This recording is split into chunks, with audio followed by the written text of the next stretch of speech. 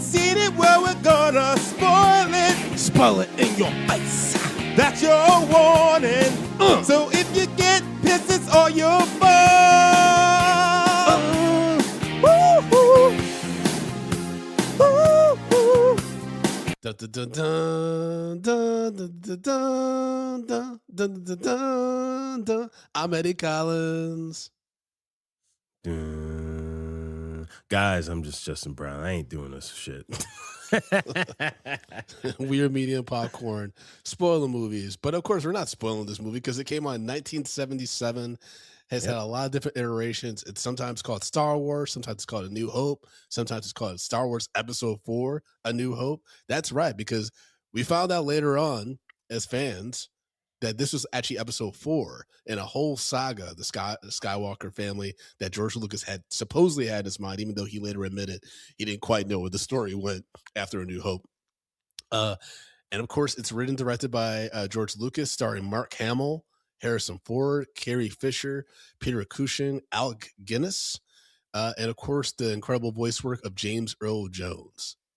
This is the series. This is the movie that kicked off a huge franchise. It's considered one of the greatest, most influential films of all time, and became a pop culture phenomena. I mean, and watching this movie, and here's the issue of watching this movie on Disney Plus, is that like, have you been a Star Wars fan, Justin? Yeah. Okay. So you remember in the 90s, right? Where like there was the cassette tapes that had like the OG 1977 version, right? Yeah. They re-released those in the movie theater, so you got to see those. But then they added CGI scenes because George Lucas was like, we didn't have the technology to do some of the scenes I wanted to put in these movies. So I'm re-releasing the original trilogy with new CGI scenes. Like the Jabba the Hutt Han Solo scene that's in this and stuff. Yeah. And so I'm like, fuck, I don't remember what it was like before those scenes were added in. You know what I mean? It's just a little shorter. I guess, yeah, but I'm just also like, I wonder if it like significantly changes the feel because now with the CGI scenes and stuff, it stands out more against the practical effects of the original 1977 version. You know what I mean? Yeah, I see what you're saying. But it was interesting revisiting this because I haven't seen A New Hope in a long time. I haven't really watched anything Star Wars in a long time because Rise of Skywalker pissed me off so much. I just been like hesitant to really dig in. The Mandalorian got me for a little bit, and now I'm kind of indifferent again. Yes, folks, I've heard Andor's fantastic. Sure, maybe I'll get to it. I heard Ahsoka is mid. Obi-Wan was mid from what I saw. The Acolyte, I heard, is like got cool lightsaber fights, but like ultimately, like people were like, what the fuck did I just watch? So I just haven't been excited about Star Wars in a long time. And rewatching this, there's a lot of like great things where I was like, oh yeah, that's an iconic scene or like iconic moment or like these are iconic characters and stuff, right? But this movie at 2 hours and like 5 minutes, man, the pacing's slow. Yeah. The pacing of this, I was surprised by how slow this movie felt. So I actually watched this movie with the kids. Okay. Jackson sat through it and like, I don't know, because like Jackson's interesting when he's watching a movie because he's very like, I don't want to watch a movie. I don't want to watch this. Da da da. And then he gets pulled. He gets sucked in really quick. But like there are points I look over at Jackson. He's just like this. Froze, bro. I was like, he's like, what the fuck is going on? And I also found myself kind of thinking the same thing. It's like, why is this scene so long? What is going on? It's like, and I know part of it is they're building a world and everything. But there is a lot of just fluff in A New Hope, and way too much. Okay, I mean, I wouldn't call it fluff from my perspective, but like there were some scenes that just went on way too long, like the garbage disposal scene, some of the scenes with Luke at the beginning where he's just longingly looking out at the sunset or like just, you know, dreading his existence on Tatooine and stuff like that. I'm like, all right, I get it. Which leads me to probably my most surprising note that I wrote down watching A New Hope, which is controversial question. Is Mark Hamill good in this? Yeah. Because he's supposed to be like brooding and kind of like a frustrated teenager, but he came off whiny. and kind of blank. Like when he's supposed to be emoting and stuff like that, it felt kind of like, I don't believe you. And I don't know Yeah. if that's maybe because just younger actors nowadays are just a lot stronger and probably have better direction, or at least like are able to adapt to kind of like a fictional sci-fi world that they were in 1975 when they started filming this. Yeah. But I was just kind of like, I don't get it. Like mm, I don't know. Like watching it now, I'm kind of like, you're not really giving me much, man. Like Yeah. Harrison Ford as Han Solo, immediately he's got charisma, he's got presence. Like you're like, oh, that's a nigga. That's the dude. That's the dude. There's That's a a reason nigga. why. It's just, but I was like, no, there's a reason why Han Solo is an iconic character, right? Yeah, for sure. Like Harrison Ford like made that character, and I think because Harrison Ford and the actor that played Chewie, they have great chemistry, even though you could never understand what the fuck Chewie's saying. Like you just immediately got that partnership. You immediately got this character. He's like very transactional, right? And Mm. also like owes a lot of space niggas money and shit like that. Like, it's immediately like as soon as he comes in at like the 45-minute mark, the film gets a certain level of energy, which I Yeah. was like, oh, that's why Harrison Ford's that dude, you know? Yeah. Before that, it's a slog, man. Before that, the Mark Hamill, Alec Guinness scenes are slow as fuck. At first, the way Alec Guinness plays when Luke Skywalker goes to him, it's like, oh yeah, like this recording was asking for Obi-Wan Kenobi, and you're like, you're old Ben.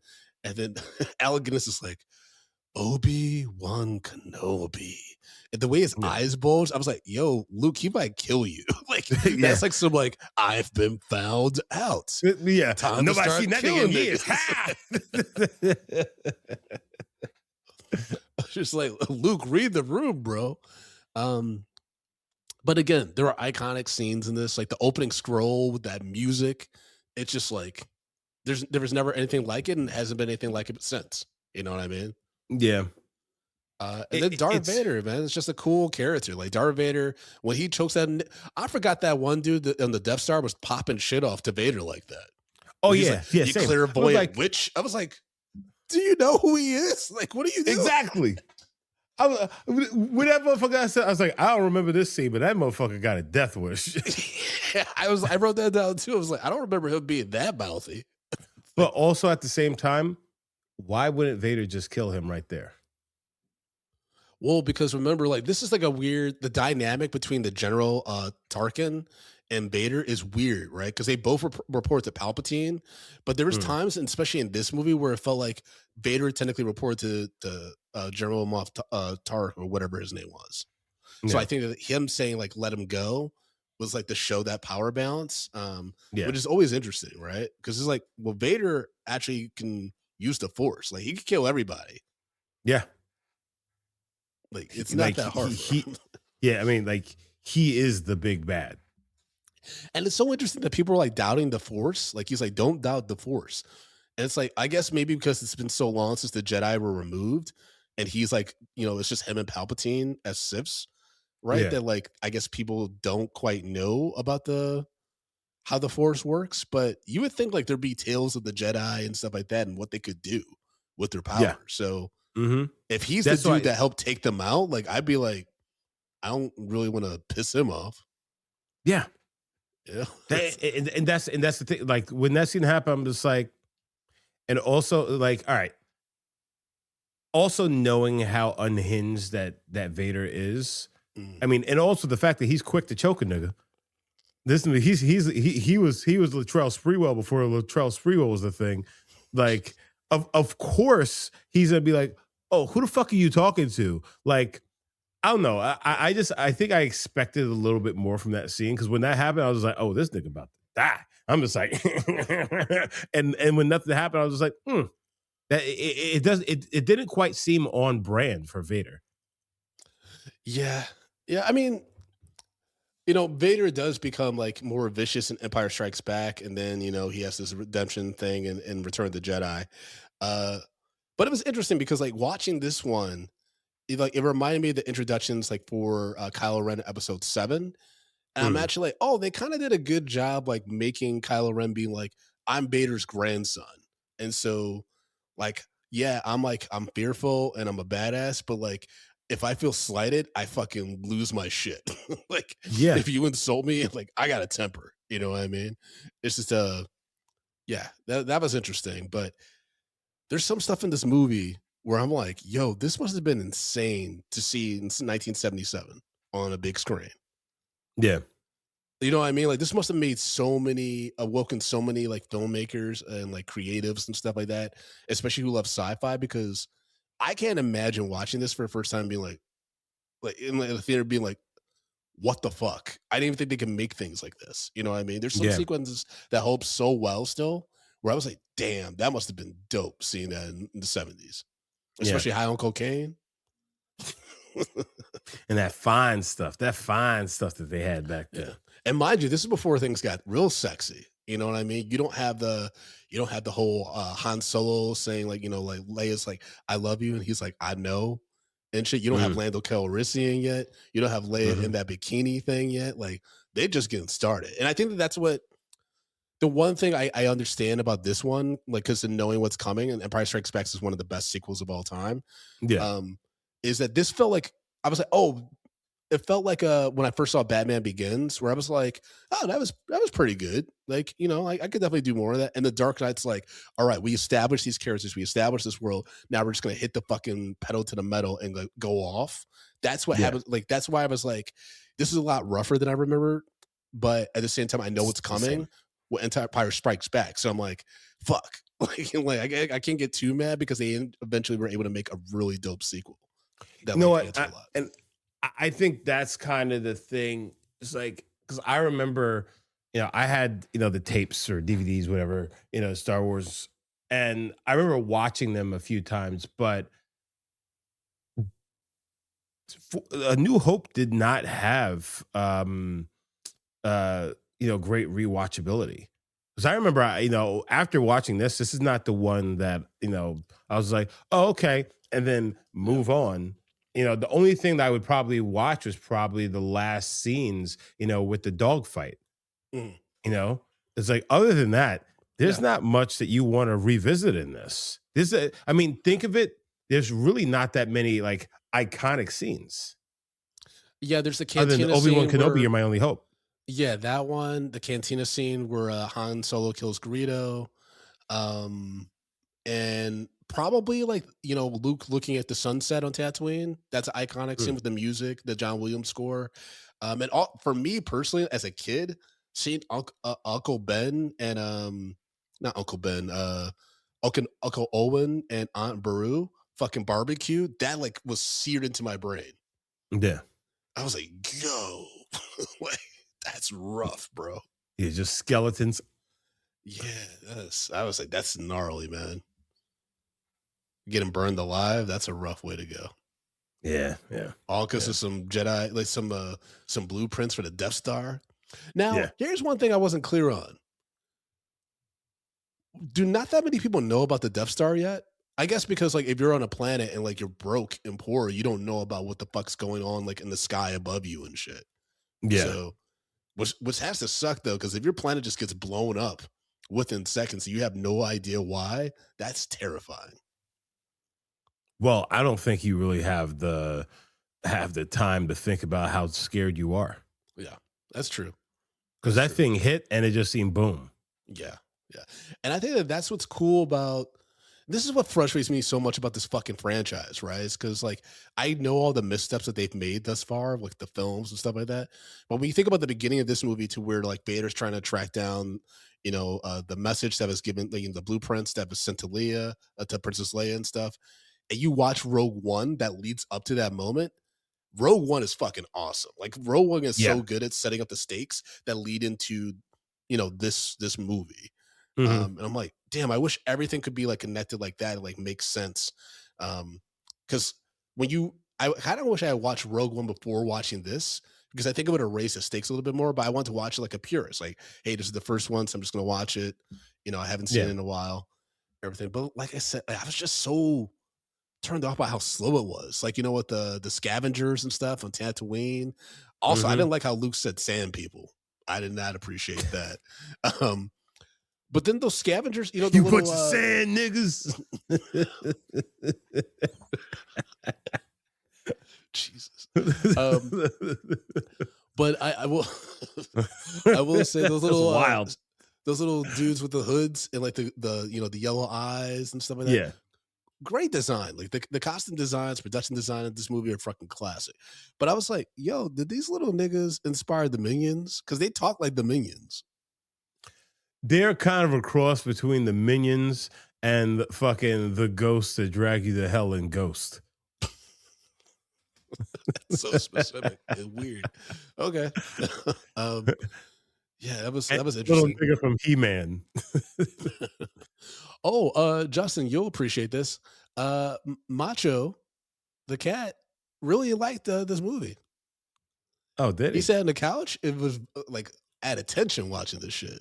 He's a Yeah, he was like really enjoying it. I was like, okay, like he just chilled he's a out Star like in Wars between. head. Yeah, just in between Tati and I just watching A New Hope, and we were like, okay, sure. I forgot how horny Luke is for his sister in this movie. Obviously, he doesn't know that Princess Leia is his sister yet, Yeah. but he plays that hologram message, Obi-Wan, you're my only hope, over and over and over. He's like, play it again, R2. I was like, Luke, He's like- you can't be he's like- busting loads, man. R2 played again, and this time turn around. Don't look at me. R2, don't judge me. Oh yeah, it's creepy. R2, if you feel a fluid on your back, it's just, I'm trying to repair your capacitor. Yeah. I don't know, man. Like, there was some stuff where you're like, you can kind of see, even though George Lucas said he initially, Vader was meant to just be the guy who killed Luke's dad. There are still things that could be, interpreted as, hey, yeah, like Vader is Luke's dad. By like, like when the aunt says to Owen, oh, like Luke's becoming, he's got he's restless like his father. And like the uncle's like, that's what I'm worried about, or whatever, Yeah. right? Like things like that where you're like, oh, interesting. Like they kind of hint at, the dad being disturbing Yeah. or something like that. Yeah. Piece of shit. I mean, because yeah. he did, Anakin Skywalker was a motherfucker. At the end, before he turned into Vader, he was a motherfucker. Wait, you mean like when he was still a Jedi? Yes. Oh yeah, No, transitioning into the dark side. When he went dark and he started fucking acting wild. Oh, he was wilding. I mean, to be fair, those motherfuckers did kill his mom. I would have lost my shit too. Yeah. Yeah, I would be turned to the dark side because there's no coming back from that. Once you start killing innocent, well, that's the thing is they weren't innocent, and at this point they're in the Clone Wars, so technically he wasn't terrible. It's the whole thing with Padme and like the whole Vision and stuff, and Palpatine being like, oh, "I'm gonna fuck this kid," and that's when things got that bad, Yeah, that was. I'm gonna fuck this kid. I mean, we'll eventually revisit the prequels because I'm curious if they like aren't as bad as like people remember them. I remember that's like the prequels are what like got me really into Natalie Portman and Ewan McGregor. Like Ewan McGregor, I really liked him as Obi-Wan, and then Natalie Portman, I just remember being like, "Is she hot?" And then in the Attack of the Clones, I was like, "Yep." So much so that one of my teachers complained about how hot she was. I remember in 7th grade, I think, or something like that. My science teacher. Teacher's talking to kids. He was like, Natalie Portman's way too hot, bro. This is what he said because it was science class. And I remember we were talking about Attack the Clones, and this guy, he was such a cornball. I forgot his name, but he was like, "Don't you guys think, don't you all think that it was a little inappropriate how like throughout the movie she just kept losing more and more clothing?" And I'm like, "You're talking to teenage boys? No, that's You're not like, inappropriate." No, I want to sit in the movie theater and I want to get my dick hard.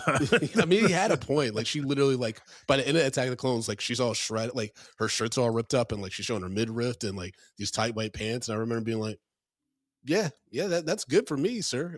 Like I don't. Yeah. Why are you complaining? You prude. Yeah, that was annoying.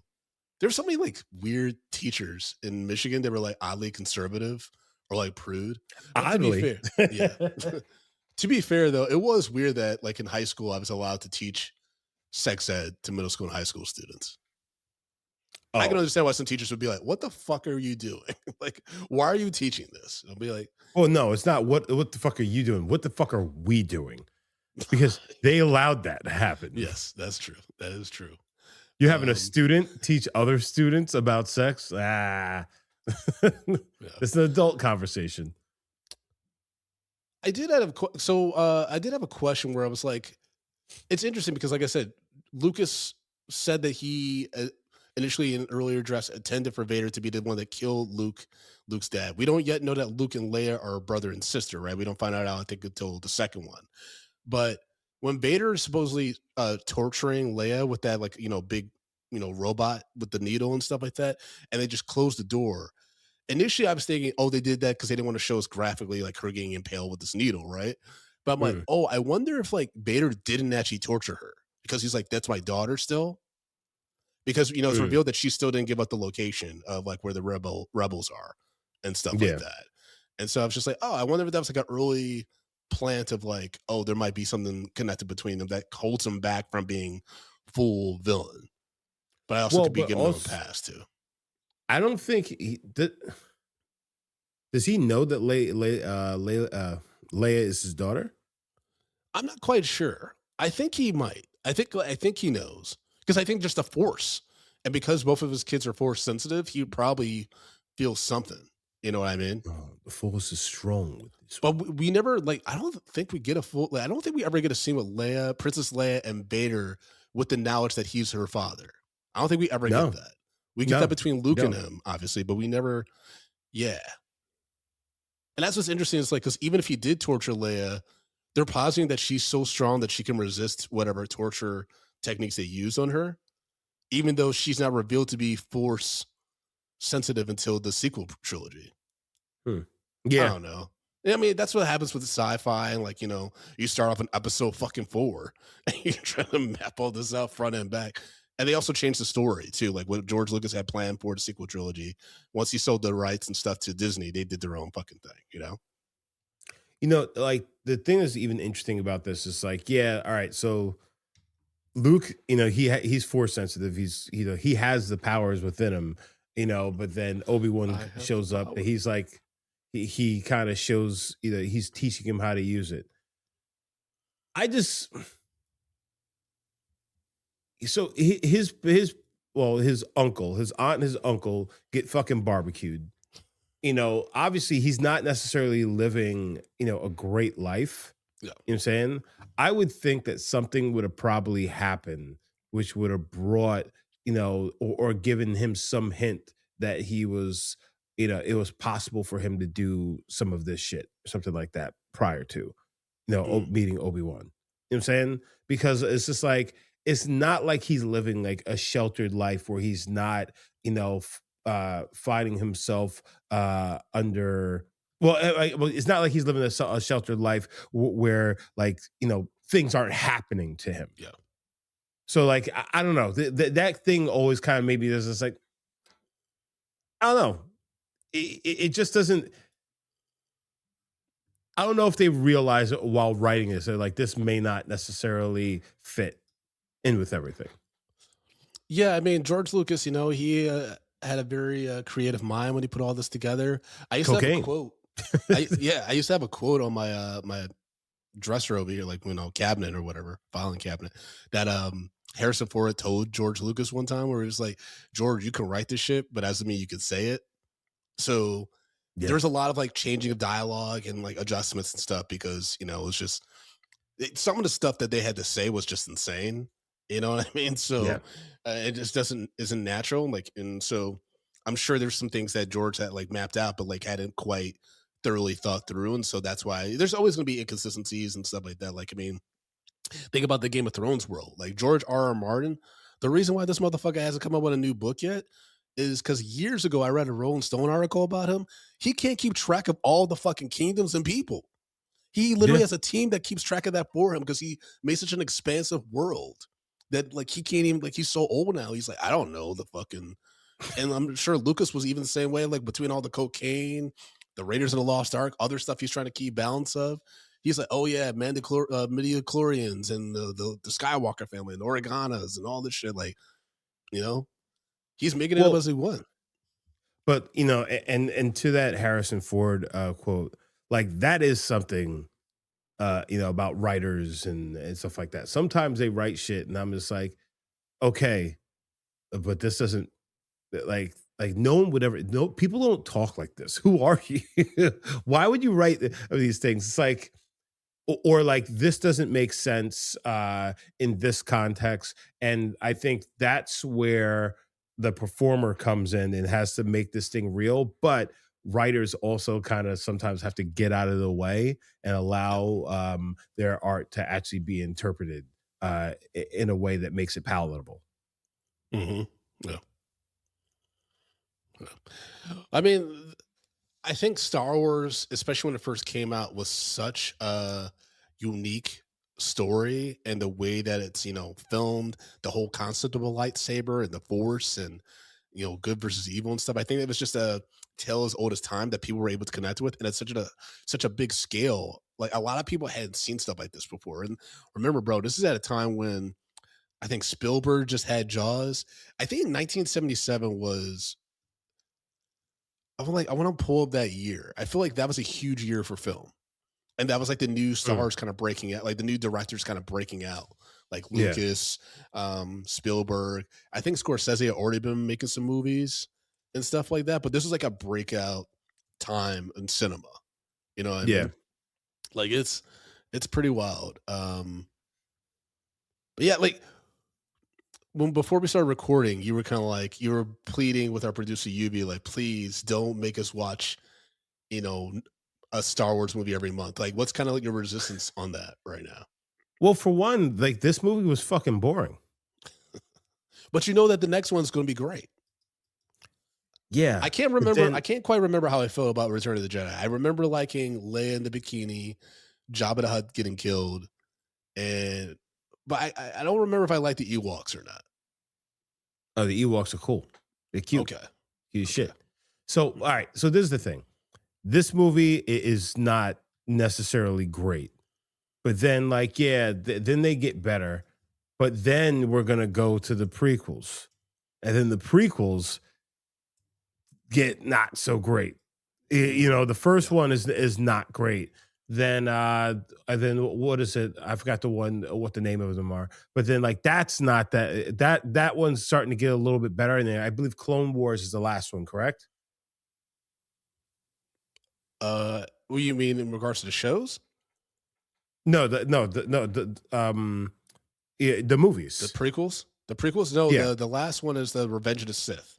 That's episode 3. Attack of the Clones is episode 2. Oh, so Attack the Clones episode 2. Number 1 is Phantom Menace. Yeah. So Phantom Menace, the only thing that's good about Phantom Menace is a fucking fight with Darth Maul. Yeah, and the race car scene. I think that's really cool. That was really cool. That's just CGI shit. I mean, we're talking about actual story. Oh yeah, I mean, the Darth Maul fight is classic. Like that was such a classic moment that I like looked up that stunt actor Ray Park. Yeah. Like I became fascinated with his career. Oh yeah, episode 1 they give us Jar Jar Binks. Even as a kid, I remember being like, "This doesn't feel right. Yeah, it just does not feel good." Master Andy. Like, oh Lord, that's the best accent you ever did, Brandon. So like, hey, Binks. Okay, Brandon, let's get crazy with it now. How come how come in episode 4 they were able to discriminate against droids? Like they were like, those droids can't come into this cantina, but Jar Jar Binks was able to walk around freely, talking like all crazy, talking like a fucking alien. He's the alien nigga. Yeah, alien niggas have always been fine in Star Wars because they're just people from different planets. Droids, somebody built that shit. They could just be recording shit. I can see not wanting some droids around. Like if I was doing, especially if I'm doing some fucking underhanded bullshit, right? Mm-hmm. Last thing I want is a robot around. That's fair. Yeah. So, all right. With all this being said, so then you go from the original trilogy, which is not really heralded as being amazing. Then we go to Rogue One, which, in my opinion, is the best Star Wars movie ever made, including Return of the Jedi, including Empire Strikes Back. I think that's better than all of it. And then from there, we jump into The Force Awakens, and I was like, bro, this is yeah. I mean, it goes off the rails, especially with like the sequel trilogy, because there clearly was just no communication between, or there's no like connected tissue between what the directors and writers were doing, because yeah, it just by episode 9 it was just like when you try to recon everything that we just spent like 2+ hours and a few years digesting with the Last Jedi, and you're just like, oh yeah, all that was bullshit. Oh, Palpatine's back. You're like, what? Like that doesn't even Yeah. make But yeah, real quick, 1977, bro. That was a crazy year. Like the Oscars the following year, dude. You had nominees with uh, Annie Hall. You had Close Encounters of the Third Kind. You had Star Wars. Like that was a crazy year. Mm. And Alec Guinness was nominated as Obi-Wan Kenobi for an Oscar. I mean, Look at he him. was good. It's just like, I mean, like when he says that line to Vader when they have their fight, when he was like, "If you strike me down, I'll become more powerful than you can ever imagine." I wrote down, even if I'm Vader, given the history we later learn with them, I would have been like, I would have been like, Or what like- does Obi-Wan know that I don't? Yeah, What is- it's like, you know what I wait mean? a second. Given their history, right? Because at this point, right, like I have the knowledge now of the prequels and the Clone Mm. Wars and all that stuff, right? So the way that Alec Guinness says that, delivers that line, and granted, he doesn't know the weight behind this character and Darth Vader and all the stuff that their characters have been through that we see in the prequels and Obi-Wan. I would legit be like, and Obi-Wan, did you ever watch that series? It's like 3 episodes or whatever. No.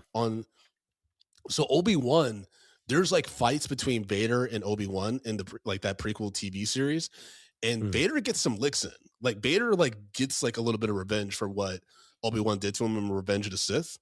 Mm. But it's not like enough to like really fuck up Obi-Wan where like he's dying or anything, right? Because obviously he goes Yeah. to A New Hope.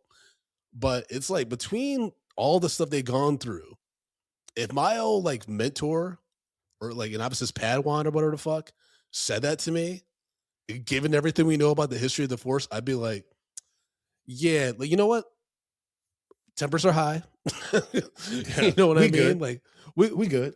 we'll revisit You this. got it. So I can do. You got I it. can at least go to Palpatine and be like, "Hey, this nigga said this to me. What could he do if I kill him? Like, does he haunt my soul? Like, is there a Force like devil? Like, what the fuck should I know before I A actually kill Force this? devil. No, I would be like, "Yo, what is he talking about?" Because I mean, like, I mean, it's true. because like, yes, Vader is probably one of the most powerful Jedi Sith lords ever, right? But at the same time, Obi-Wan was his mentor, so Obi-Wan is strong as well, and has Yeah. been able to beat Anakin several times. So I don't know. I feel like, I mean, Vader still strikes him down, and then like Obi-Wan just like disintegrates and shit. Well, I've always so been convinced that's- that Obi-Wan wasn't even dead. Yes, same. I've always Same. been convinced that he like fucking was able to like either it was a hologram thing, like the way that Luke does the Last Jedi in the Last Jedi, or like he was always like kind of a spirit and shit. Like I'm not convinced that Obi-Wan's dead. Well, that's the thing. Is like I always felt like Vader didn't actually kill him at all because he goes like this, and then like he swings the lightsaber, and then he just turns into fucking clothes. It's just like, nigga, you didn't do anything to this guy. Mm. So like it's very interesting how that happened. But then Vader sitting there poking his clothes. He's just like, this nigga just disappeared. But then also, if you look at Clone Wars and fucking Revenge of the Sith and all that kind of shit, people died. People just died. They didn't fucking just disappear. So it's not consistent, with what we saw earlier, and that's and that's in hindsight that was created. Yeah. So therefore, Obi-Wan did do something different. When Yoda died, Yoda faded off, right? Spoiler But- alert. I can't Um, wait to talk about Yoda and Empire Strikes Back. Because when I He first looks like a showed that to fucking booger. Tatiana, what?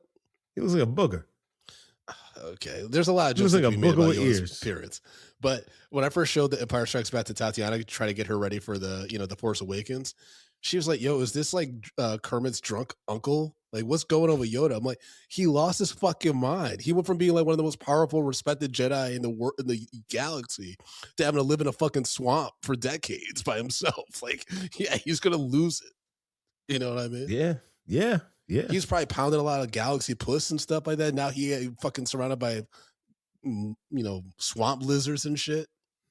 Horny I am. It's so stupid. Oh my god, that's fucking crazy. I wrote down my Lightsaber notes. for you, I have, Luke. Oh, boy. I did write down lightsabers are still cool. Like that invention is They fucking are. brilliant. That was They a are. brilliant invention and stuff. And Yuvia, our producer, had some a trivia note about the lightsaber that I'm gonna try to find.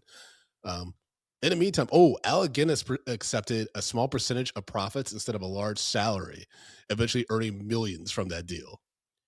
So Yeah. everyone that So, took a small salary and was just like, I'll take some of the back end or whatever.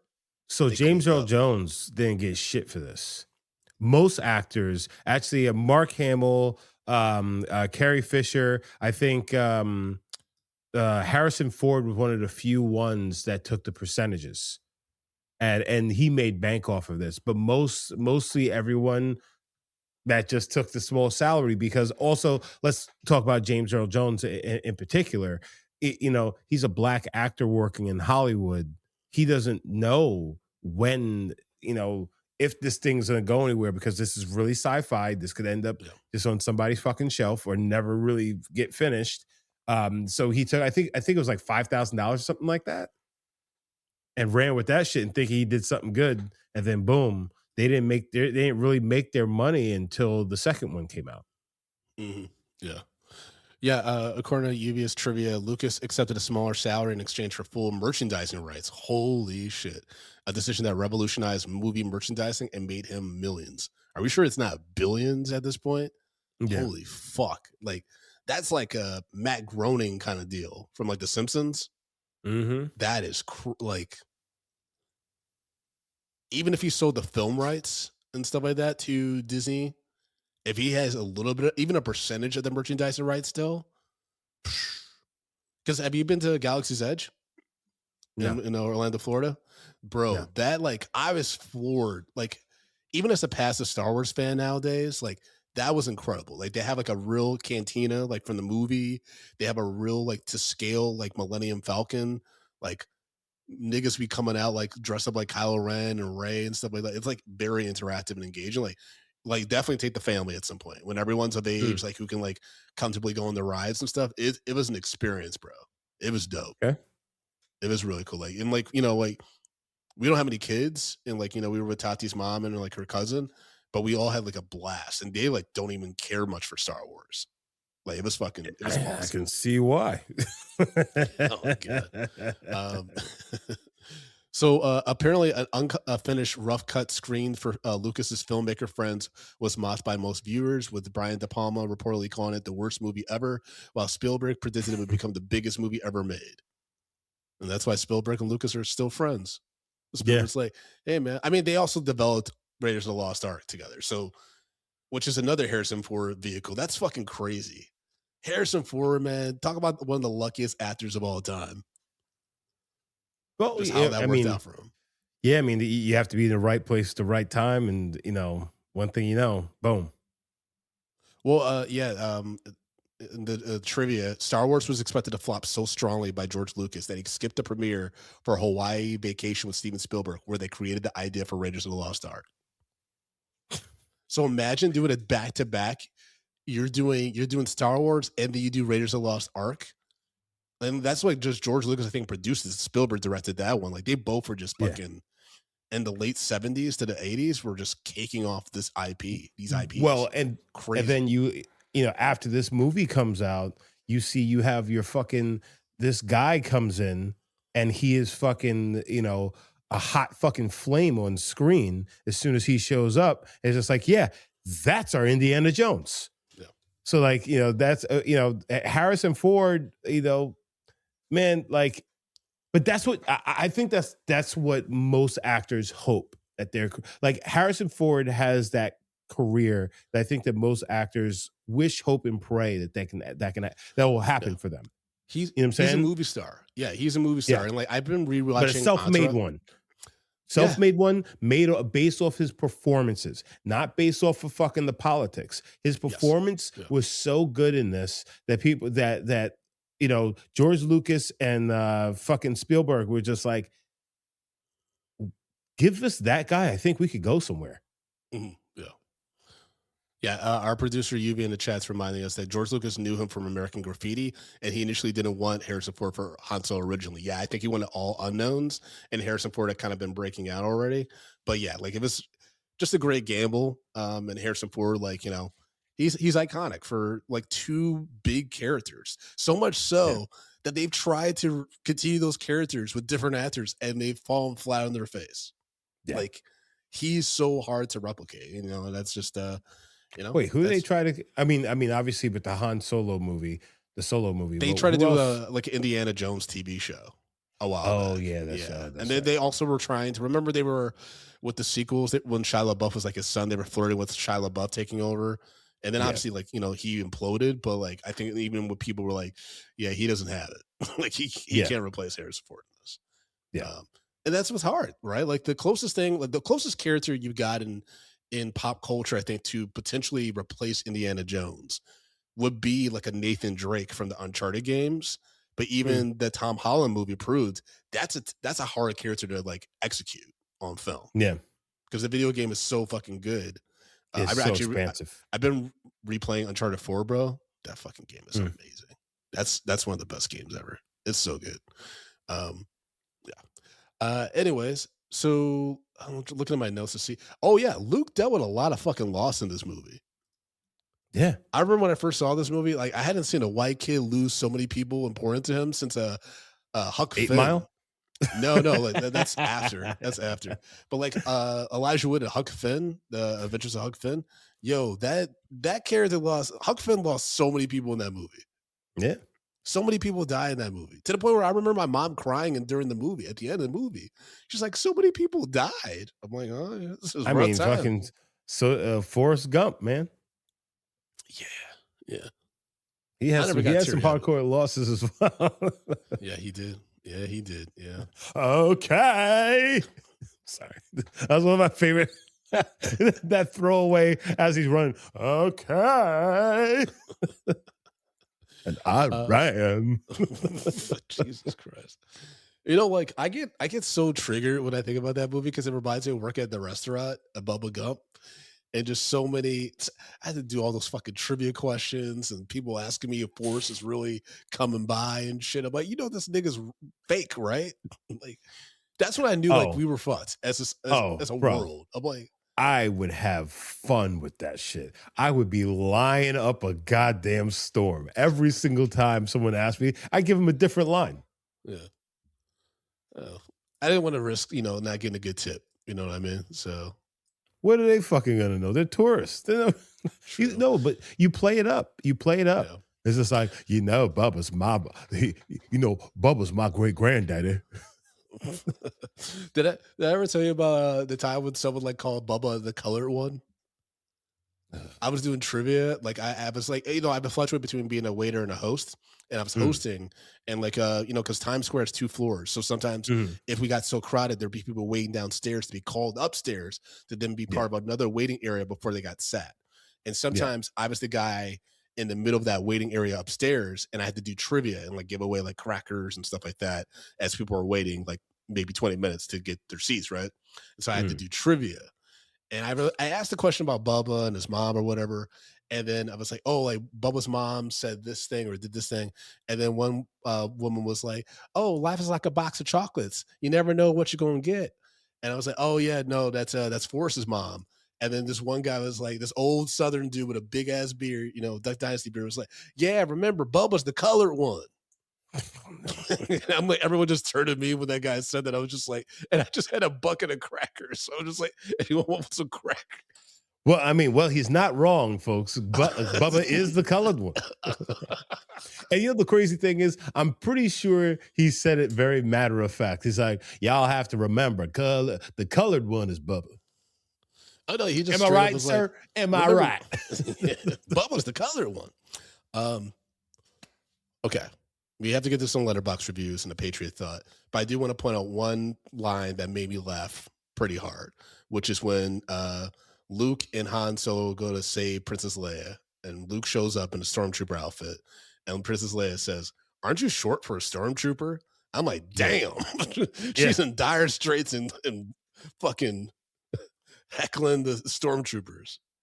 But also at the time, it's just like if a stormtrooper just walks in there, and then she's popping shit like that, and the stormtrooper just walks in and closes the door behind, just walks into the spot like casually the way he did, is just like, what was her expectation of what was going to happen right now? You know what I'm Maybe she's saying? gonna beat Like, the were shit they out of him and get out of there. Yeah, like, but that's the thing. Was just like, all right, what was it like? What was she just being snarky just because, or she's just like, wait, you don't match all the other ones that I've seen, or is it a thing? It was just like ugh, these fucking stormtroopers. Here's another guy trying to come out the punch in the face for trying to for trying to grab me. You know what I'm saying? Like, it's just a weird. That's just a weird line. Yeah. It didn't make didn't make sense. Fair. Justin, did we have any letterbox reviews on A New Hope? Of course we do. All right. Wait, what did you just say? Do we have any letterbox reviews on? I didn't say Miho. I thought you said my Miho. I was like, what? I don't know why I heard that. Anyhow, yes, we got some letterbox reviews here. Up first, we got Vitamin C. This movie invented PowerPoint transitions. 4.5 stars. Fair.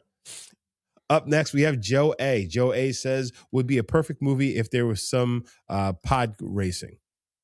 4.5 stars. I would say no. This is they didn't have far the technology from back then. Yeah, that would have looked weird. Yeah. Up next, we have Blue Ghosts. Blue Ghost says, my 11-year-old nephew kept bullying me for not knowing every single creature and character in this movie I've literally never seen before. 3.5 stars. All right. Your 11-year-old nephew's an asshole. Up next, we've got Skarsgård. Skarsgård says, my first time watching Star Wars, and it's on Star Wars Day. May the 4th be with you. 4.5 stars. I imagine you're a younger person. All right. Up next, we have Nagomi. Nagomi says, well, yeah, I imagine. Come on now. Yeah. Han Solo. I love you, bitch. I ain't never gonna stop loving you. Bitch. 5 stars. Did you write that? No.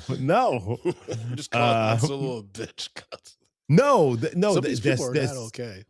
No, I think that's he's saying that Han Solo speaks with that kind of inflection. Yeah, it's like, I get it. It's like, I love you, bitch. I'll never stop loving you, bitch. Because he's kind of he's kind of on that pimp game. Up next, we have Hannah. Hannah says, George Lucas was really like, I'm going to create the world's first gay mentally ill robot. And he did. 5 stars. Why is C-3PO mentally ill? That's crazy. Yeah, I don't know. And last time we have Emmanuel Bruzia. I don't know. I wish I could have experienced this in theaters. 5 stars. And those are our letterbox reviews for Star Wars. Okay. We did get one Patriot thought. And remember, folks, when you sign up at Patreon at patreon.com/mediapopcorn, you're guaranteed to have your thoughts and reviews of that movie that we're talking about in that episode read aloud. So we have Jeffrey McKinney, who wrote, I was fortunate to be alive in 1977 to see the original Star Wars. I won't embarrass myself telling how many times I've seen it. A New Hope ain't that movie. George Lucas had been through a divorce. X took half his shit, plus was getting paid for her contributions. A New Hope exists only to erase those contributions. I enjoy watching it, but not like the OG. Okay. There you go. Yeah. Justin, break down our rating system, baby. First of all, stop calling me baby. And guys, you know how we do this. We rate movies bags of popcorn, small, medium, large, and the XL40 exceptional. If a film doesn't deserve any hot, buttery, delicious popcorn, we throw it into the stale popcorn pile. We pile piles and piles of stale popcorn on top of it. So, Brandon, we sat down, we watched the 1977 epic, the first of the epic, Star Wars Episode 4, A New Hope. Brandon, what say you? Yeah, this gets a medium. Like I said, iconic scenes, iconic performance by Harrison Ford in particular. Carrie Fisher is kind of like monotone and flat a little bit in this one. And Mark Hamill, like I said, I'm like kind of like, is he good in this?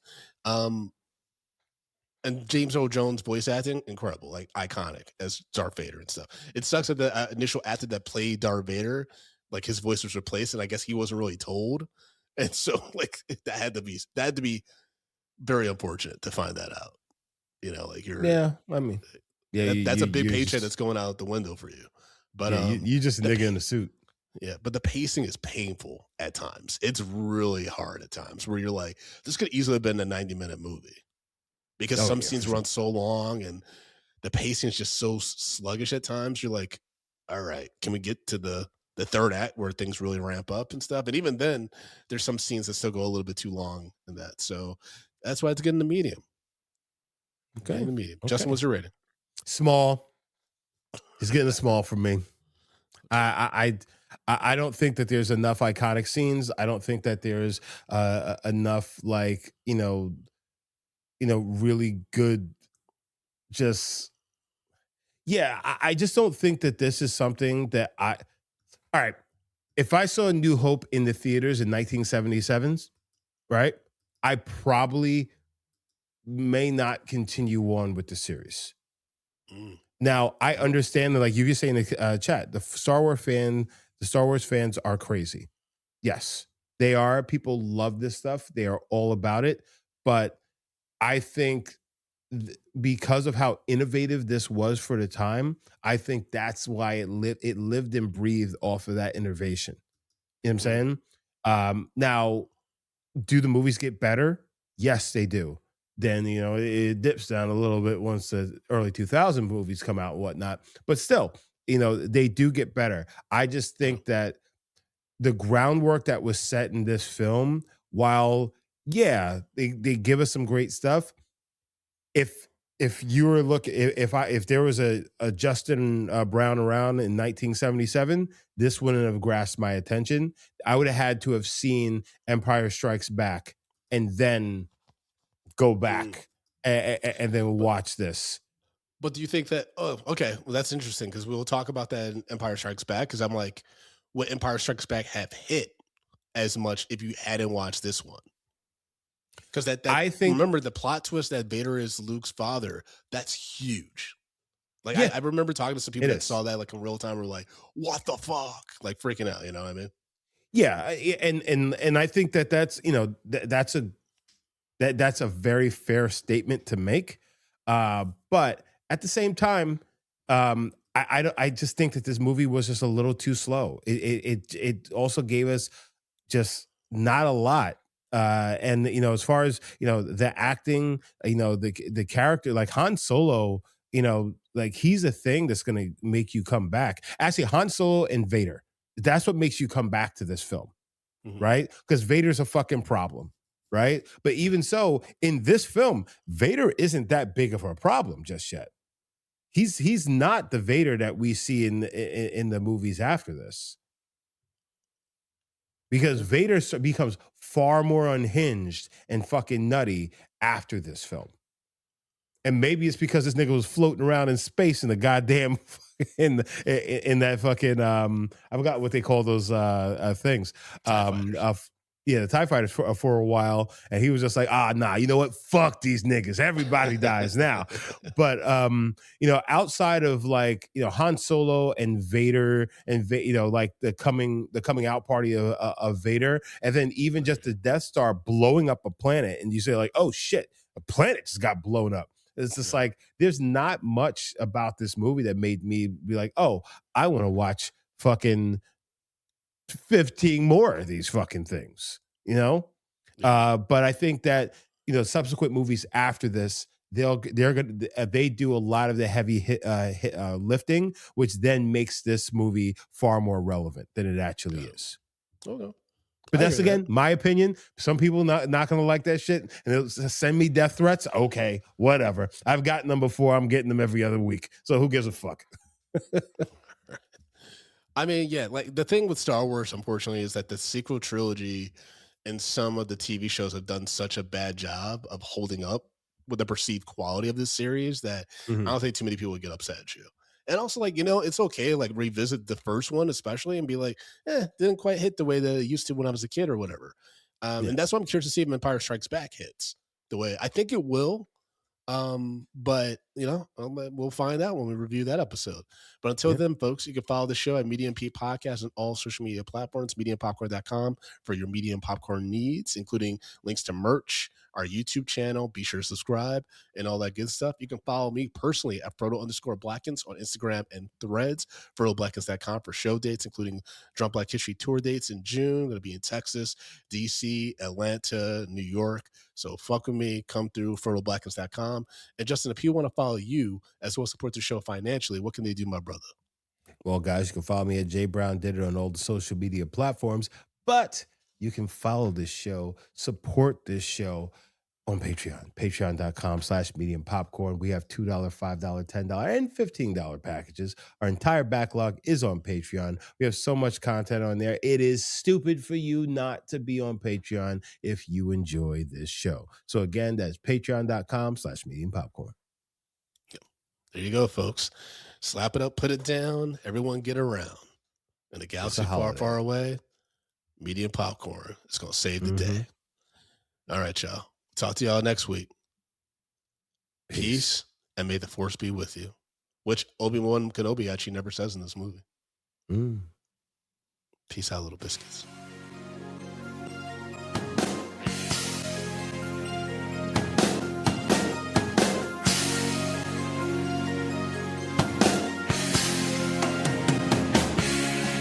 Medium popcorn. We are two niggas spoiling movies. Yeah. Brandon Collins, that's me, and Justin Brown for your movie needs. Medium popcorn. Woo! You haven't seen it, well, we're gonna spoil it. Spoil it in your face. That's your warning. So if you get pissed, it's all your fault.